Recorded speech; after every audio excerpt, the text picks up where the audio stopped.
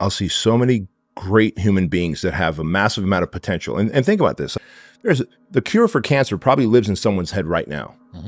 Potential for the cure for cancer exists. The potential for many things, for life on Mars, exists. They know they are meant for more. Like you said, I felt this gnawing in my gut. I knew I was meant for more. I had a greater calling. However, I was living a subpar life. And the gap in between is self-sabotaging behavior. The gap in between is limiting beliefs. The gap in between is kind of hitting this glass ceiling of success and then letting yourself slide back down because you don't believe you're worthy of happiness, success, love, whatever the thing is, because you're incongruent.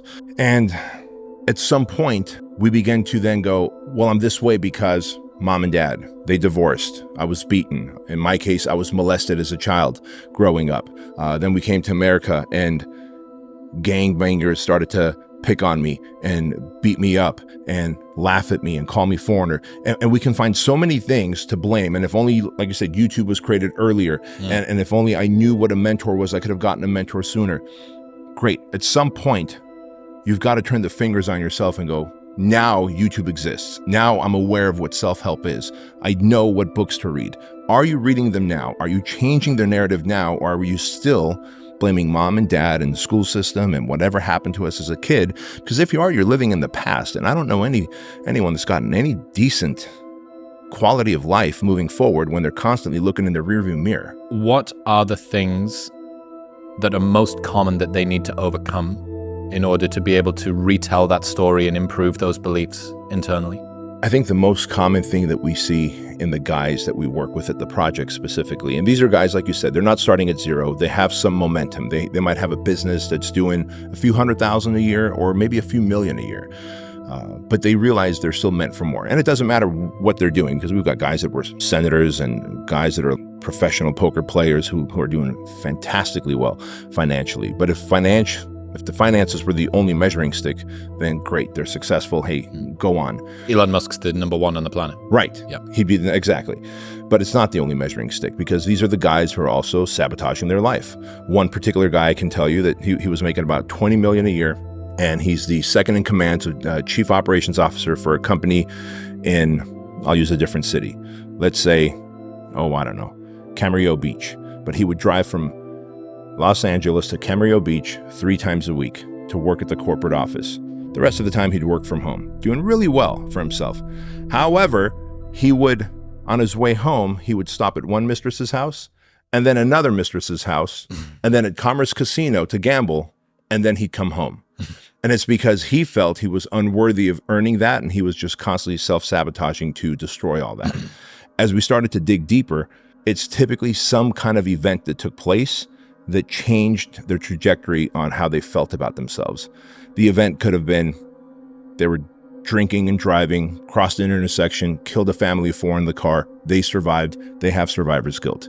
It could be that they were physically, mentally, emotionally, sexually abused, and they haven't reconciled with that. So that soundtrack of shame, rage, confusion is constantly playing in the background as you're trying to develop a career, get into a marriage, raise your children, start a business partnership.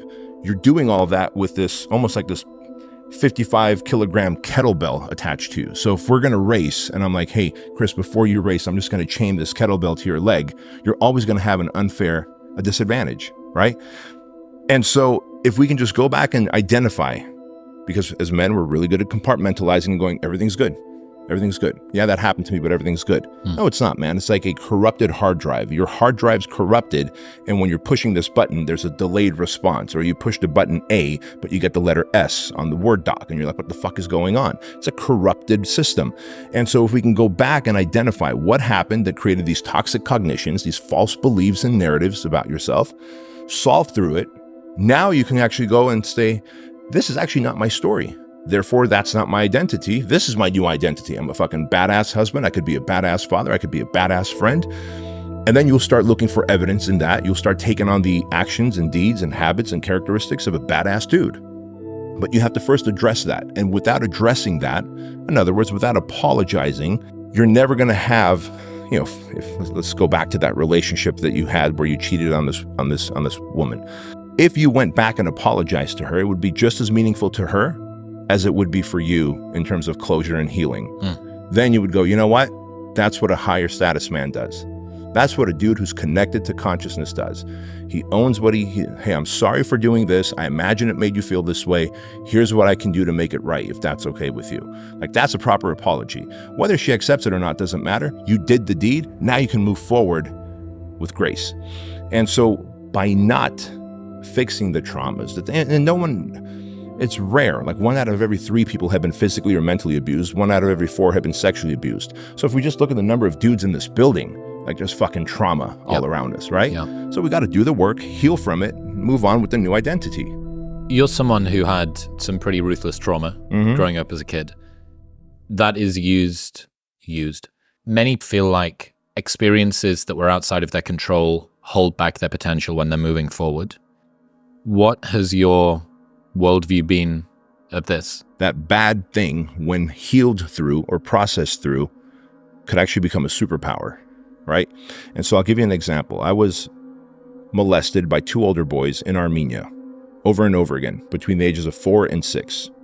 When I turned 6 years old, my dad decided we're going to escape the Soviet Union. He was a member of the Communist Party. He decided we're going to escape. What he doesn't realize is by escaping and bringing us to the United States, he saved me from almost daily molestation by these 2 older boys. You think that would have just continued? I would imagine so, until I got older and stood up for myself, right? But I was, between 4 and 6 years old. These guys were like 12, 13, 14 years old. And so I come to the United States. I've never told anyone about this. I grow up, I get married, I have kids, all the way until 38 years old, until I have this massive panic attack, right? Which I thought was unrelated to that. I just thought, hey, that's behind me now. I've left that. I go work with the therapist, and I'm like, hey man, I had a panic attack. They put me on Xanax. I don't want to be on Xanax. The doctor said I should do talk therapy. I think talk therapy is for broken people. I'm clearly not broken. So me? Right? Not me. Yeah. One. And he goes, well, I think within 4 or 5 sessions, I can help you, give you some cope with your anxiety. I was like, great. And being a very type A, high-speed, tightly wound person, I told him, I said, I don't want this to be an indefinite thing where I'm sitting on your couch. Like, how long would it take? He says, 3 to 4 or 5 sessions max. Great. So he teaches me a few things like, action alleviates anxiety, and anxiety being anticipation of future pain, and halt when you're hungry, angry, lonely, tired. You're more likely to go back to your old ways. Like if you're an alcoholic and you're hungry, lonely, angry, tired, you're more likely to hit the bottle or whatever. So just manage your halt and understand that action alleviates anxiety, and anxiety is really anticipation of future pain, and get your sleep and don't try and burn the candle on both ends. All common sense shit, right? And so, 4 or 5 weeks go by. I'm like, his name is Kevin. I go, Kevin, I feel like $1 million. Like, I don't even have this. There used to be this little undertone of anxiousness constantly gnawing at me. After about 2 or 3 weeks with him, gone, right? Gone. I'm sleeping, champ. So I'm shaking his hand, signing of the credit card statement, and I'm standing at his door. And he goes, hey, can I just ask you one question? How's your relationship with your parents? Like, do you want to talk about that? Maybe. And I realize now maybe he was trying to obviously not lose a patient, not lose a client, right? At the end of the day, the man's running a business. At least that's my assumption. I should call him and ask him. I can't make that assumption. 4 agreements, right? 4 agreements says don't go assuming things. So I was like, oh, my parents, like, look, dude, I come from a communist country. My dad was a little heavy-handed. He slapped me around here and there, but quite honestly, that was nothing compared to what happened to me in Armenia. I had never, not even told my wife about what happened to me in Armenia. But in these 5 sessions, Kevin had built such rapport with me that I felt like I could throw that out there. And he goes, well, what happened? And I just started bawling and I'm crying and I'm just like snot's coming out my nose. And he's asking me questions and I could just nod my head yes or no. Were you raped? And I'm shaking my head no. Were you abused? Yes. Were you molested? Yes. By a babysitter? No. And so finally I can blurt up by 2 older boys, right? And he goes, man, Bedros, I'm so sorry. And I said, Kevin, don't be. What happened to that little boy, I've dealt with. And he goes, can you say what happened to me I've healed from? And I went to a new level of crying, bro. I'm standing, so it's a 2-story building. I'm standing at his door. I've handed him the credit card slip. And I'm thinking, what's faster? Smashing my way through the glass and just falling towards my car, or going down the staircase? Like, that's all my brain is thinking. I've gone fully human animal, right? I've gone limbic. Just escape. I just want to leave this conversation, right? But I'm stuck. Also, my body has seized. Yeah. And as I calm down and he hands me a napkin, I drink some water. He goes, Bedros, can I tell you something? I said, sure. He said, by saying what happened to that little boy. That's called disassociation. I'd never even heard that term. This is 10, 11 years ago. He goes, that's the first step in developing a multiple personality disorder. I'm like, holy fuck. It's the last thing I need, right?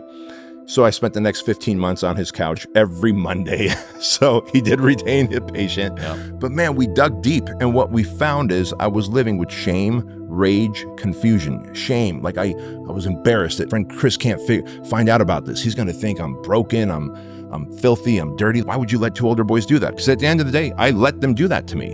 And Kevin helped me unpack that, young look up to their dads, their older brothers, the older boys in the community as a rite of passage. And these boys took advantage of that. Used that right. Yep. Exactly, right? And then fusion, like, am I gay? Am I gay? So I went around banging fucking millions of chicks in my 20s, bro, to subconsciously signal to you. Yes. Yeah. And you know what Kevin said? So I was like, Kevin, like, what the fuck, man? So like, was I gay? He goes, well, did you read any gay porn magazines or anything? I'm like, no. He's like, well, clearly not. Did you go and seek out any gay sex? I go, no, clearly not. And I realized, like, instead, I went and just fucking ran through hundreds of women just to signal to myself that I'm not, right? Like, that's how stupid I was. But again, when you're limbic, you're just looking for a solution. And then the rage. How come no one protected me? In Armenia, there's the babushkas, the grandmas. In Russian means grandma. And Armenia was under Russian Soviet control. And these grandmas are like the fucking mafia, bro. They like oversee all the children. Doesn't matter if it's their grandchild or not. They would make me wash my hands and clean my face, etc. Yet they wouldn't save me from what happened there. And I realized with Kevin's help, they never saw that. They would have torn those boys limb to limb had they what those boys were doing. And so what really happened is on my timeline of life, there's this giant mountain that I didn't want anyone to see. So it's like, hey, all right, no one see what's going on here. Shame, rage, confusion, unworthiness, unlovable. I even remember telling my wife one time, I go, you and Andrew and Chloe, metaphorically, are in this room. Then there's this hallway, and I'm in the hallway. And that's as close as I can get to you guys, right? And she started bawling, like, that's so sad. She goes, I feel that. Like, I feel like there's another layer I have to break through to get to you. But I was constantly protecting myself from everybody. And so 15 months of working with Kevin, that giant mountain on my timeline of life was just a little speed bump. No different than the time I tore my bicep or the time I got into a car accident. That's what we need to do to be able to break those glass ceilings and be able to actually become the version of ourselves that we're called to be.